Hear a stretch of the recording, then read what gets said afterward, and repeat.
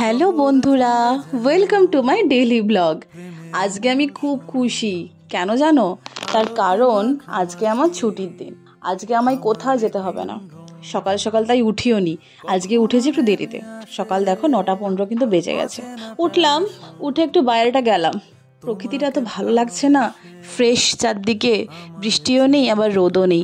গাছপালাগুলো একটু দেখছিলাম, মনটা যেন ভরে গেল। দেখতে দেখতে ব্রাশ করে নিলাম, দিয়ে দেখি ও মা, আমার বর অনেক কটা ফুল এনে হাজির।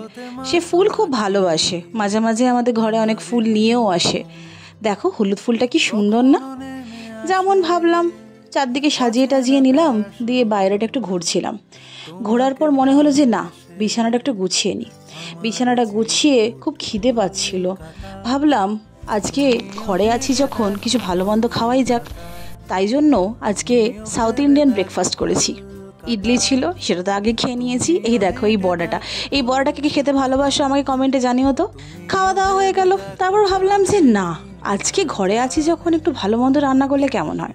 তাই আজকে যেমন ভাবনা তেমন কাজ, একদম ফ্রাইড রাইস বানিয়ে ফেললাম ঘরোয়া স্টাইলে। আমার ছেলে একদম সিম্পলভাবে খেতে পছন্দ করে, আমিও তাই বানিয়ে ফেললাম আমার সিম্পল ফ্রাইড রাইস রেসিপি।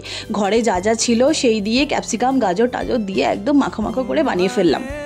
আমার এই ফ্রাইড রাইসের রেসিপি কিন্তু অলরেডি আমি ফেসবুকে এবং আমার পেজে কিন্তু পোস্ট করেছি, সবাই কিন্তু গিয়ে দেখে নিও কেমন। এছাড়াও হয়েছিল চিকেন কষা, আর মা বানিয়েছিল ফিশ বল। দারুণ একটা জমজমাটি আজকে লাঞ্চ কিন্তু আমি করেছি, দারুণ টেস্টি, দারুণই। আমি ফিশ বলের রেসিপিটাও কিন্তু একদিন গ্রুপে পোস্ট করব, সবাই কিন্তু অবশ্যই দেখে জানিও কেমন লাগছে। এরপর আর কোনো ক্লিপই নিইনি, তার কারণ স্নান করে খেয়ে দিয়ে আবার কি কাজ করবো, এবার তো ঘুমিয়েছি। ঘুম থেকে উঠে দেখো 5টা বেজে গেছে। এখন তো আমার যেমন রুটিন, বিকেলে একটু আমার চা দরকার। আমি চা নিয়ে বসে পড়েছি। চাটা খেলাম, ভাবছিলাম চা খেতে খেতে যে না, আজকে তো কোথাও আমাকে যেতে হবে, ছুটির দিন, একটু না বেরোতে গেলে তো হয় না। তাই জন্য একটু রেডি সেডি হয়ে গেলাম। তারপরে মা দেখলাম একটু মুড়ি মাখা করেছিল, সেখান থেকেও আমি 2 মুঠো খাবলে খেয়ে নিয়েছি। তারপর আর কি রেডি হয়ে কয়েকটা ছবি টবি ক্লিক করলাম, ভালো করে ভিডিওস করলাম। জানো রেডি হলে আমি সব কত রকম ঢং করি। তো এই ঢং ফং করে টোটো নিয়ে আমার ফার্স্ট ডেস্টিনেশন স্যামসঙ্গে যে নারী শক্তির এক্সিবিশন হচ্ছিল সেখানে পৌঁছে গেলাম। ঢুকেই দেখি কত জিনিস, কত সুন্দর এক্সিবিশন, কত সাজানো রয়েছে, প্রচুর ভিড়, দারুণ দারুণ কালেকশনও ছিল। সেখান থেকে কিন্তু আমি কিছু শপিংও করেছি। তোমরাও কে কে গিয়েছিলে, কি শপিং করলে অবশ্যই কিন্তু জানিও। সেখান থেকে শপিং সেরে বেরিয়ে ভাবলাম না, মেদিনীপুরে যে নতুন শপিং মলটা খুলেছে V2, সেখানে একটু যাওয়া যাক না। তাই আস্তে আস্তে রাস্তা দিয়ে হাঁটতে হাঁটতে পৌঁছে গেলাম। বাপ রে বাপ, সে কি ভিড়! রাস্তা পারই হতে পারছিলাম না। কত কষ্টে আমি এই দুর্গম পথ অতিক্রম করে আমি V2তে ঢুকে পড়েছি। ঢুকে তো ব্যাস, জামা কাপড়ের জঙ্গলে যে কোথায় হারিয়ে গেলাম, আমি নিজে খুঁজে পাচ্ছিলাম না।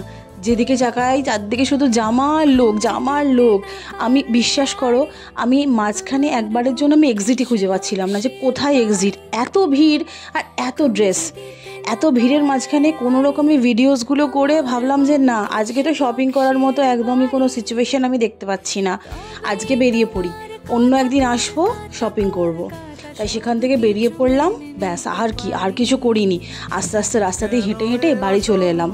সারাদিনে অনেক এটা সেটা খাওয়া হয়েছে, তাই ভাবলাম যে না, রাত্রেবেলা একটু পাতলা করে মাছের ঝোল, এই সব সবজি দিয়ে আমি এটা ভালো বানাই। এটারও যদি রেসিপি চাও এটা দিয়ে দেবো। আমি জানি এটা রেসিপি কেউ চাইবে না, এটা একদম সিম্পল রান্না।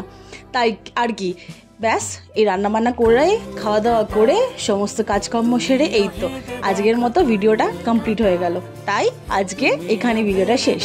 কেমন লাগলো অবশ্যই জানাবে, আর আমাকে একটা ফলো ব্যাক করে দিও। হ্যাঁ, একটা ফলো করে দিও আমাকে, ফলো ব্যাক কি ফলো। Okay, tata, by.